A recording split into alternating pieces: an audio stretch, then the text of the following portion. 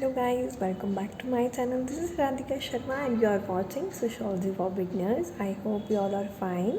So guys, आज जो हम टॉपिक करने वाले हैं that is not only important for class 11th, 12th but also for graduate students as well as for those who are doing masters.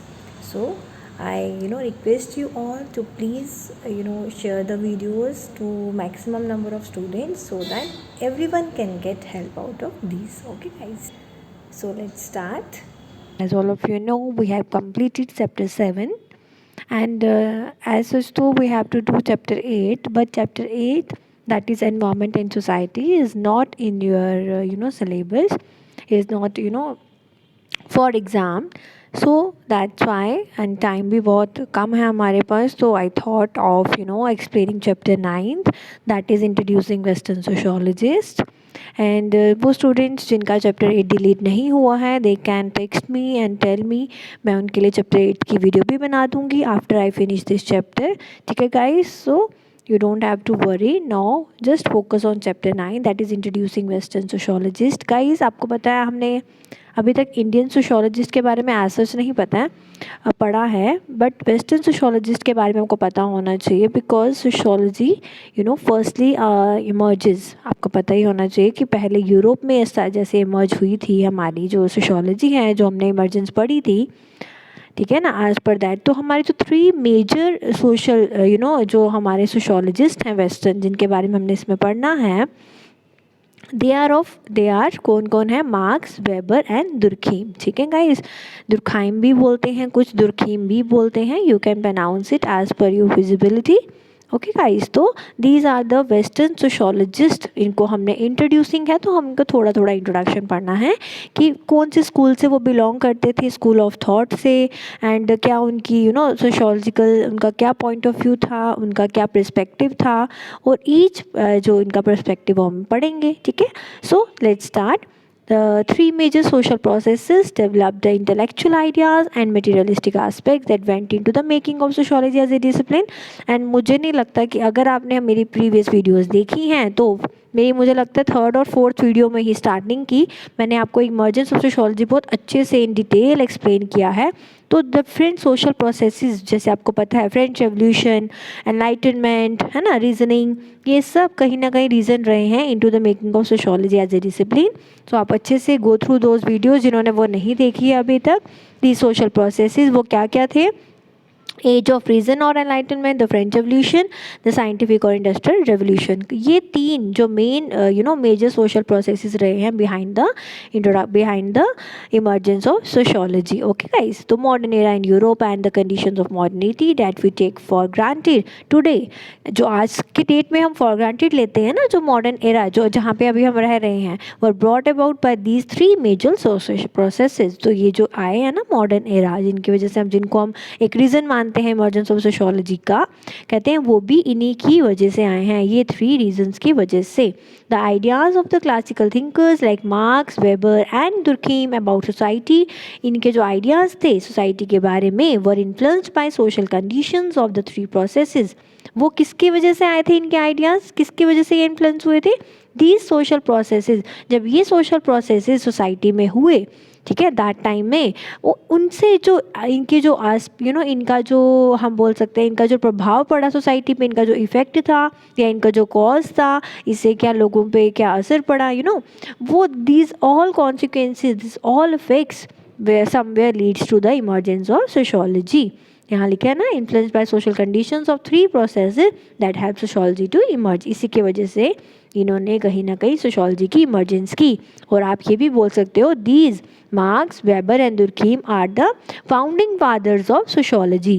And who is a founding father? Only one अगर we have to name, who has given the name of sociology, तो you should know Auguste Comte. Yes, ये भी मैंने आपको अपनी starting में video में बताया था. Emergence of radically new ways of thinking about the world made it felt necessary to displace nature, religion and the divine acts of God from the central position they had in earlier ways of understanding the world.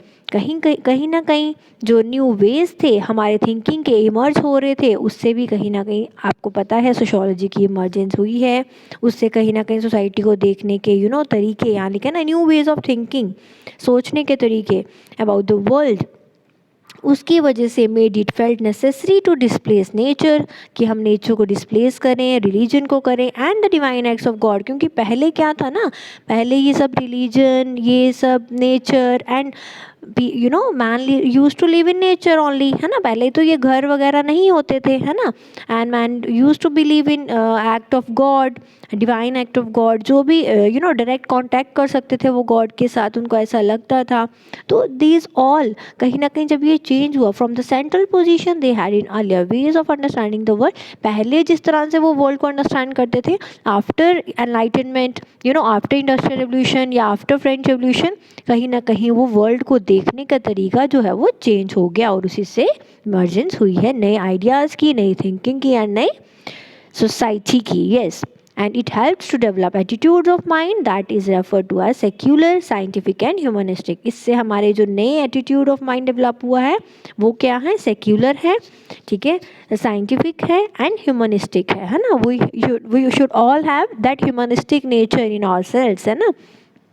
Before any religion, we said na, mostly we are we belong to Hindu religion, we have Muslim religion. We should first have what, the religion of humanity, which is very much important, and that comes when there come the reason or enlightenment, when come the era of enlightenment। okay guys, तो अब हम उसी के बारे में पढ़ेंगे कि जब enlightenment हुआ तो क्या क्या आया। the age of enlightenment The age of enlightenment is important in the development of sociology because it helps in establishing human being, क्योंकि उससे human being की establishment हुई। The subject matter of sociology at the center of the universe, कहीं ना कहीं subject matter is your scope, तो कहीं ना कहीं उसकी इमर्जेंस हुई सोशोलॉजी की और उसके सब्जेक्ट मैटर की at the centre of the universe. Guys when they start studying these Karl Marx, Durkheim, Weber, they start studying the nature, the idea, the attitude of the people towards the changing nature of the society, and they themselves start thinking about the changing nature of the society, there comes the emergence of sociology। they think that कि sociology, like society को पढ़ने के लिए, to study society we should have a separate discipline, and that separate discipline is named as sociology in long run। yes, and who named it?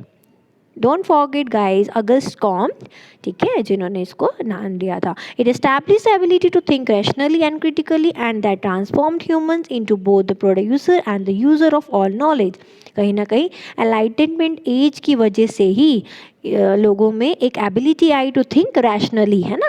हम reason, हर चीज़ के पीछे कुछ reason ढूंढने लगे, and critically also, and the transform human into both the producer, और कहीं ना कहीं ह्यूमन बीइंग एक प्रोड्यूसर भी बन गया and the user of all knowledge.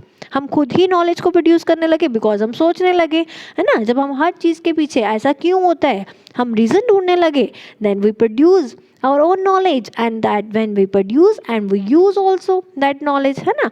this was the era when society was considered as a handiwork of humans and thus amenable to rational analysis। तो इसी की वजह से हम जो हैं इस एरा को, सोसाइटी वॉज कंसिडर्ड, इस एरा को हम एज ऑफ एनलाइटनमेंट बोलते हैं, एरा ऑफ एनलाइटनमेंट बोलते हैं। और ये एनलाइटनमेंट किसका लिखा हुआ है, handy work of humans and दस एमिनेबल टू रैशनल एनालिसिस। और हम इसको फिर एनालाइज भी कर सकते हैं।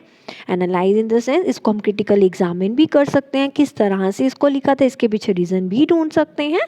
These are all the effect of age of enlightenment. Now we will discuss the French revolution. ये तो मैंने आपको पहले भी बताया था, मुझे लगता है आपको थोड़ा बहुत तो याद होगा। तो हम मुझे लगता है कि अभी कर लें या नेक्स्ट में करें, because the French revolution, the industrial revolution and then आ जाएगा हमारा Karl Marx in the theory of class struggle. तो गाइस ये थोड़ा लंबा हो जाएगा।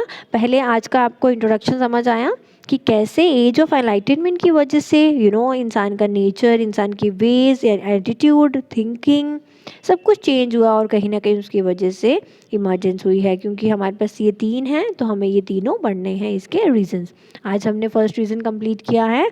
नेक्स्ट वीडियो में मैं आपको कल ही देती हूँ and the French revolution industrial revolution will be completed guys, ठीक है। तब तक के लिए देखते रहिए sociology for beginners. Don't forget to like and subscribe. Thank you for subscribing and please tell your friends also to subscribe it more and more. Thank you guys. Bye bye. Take care.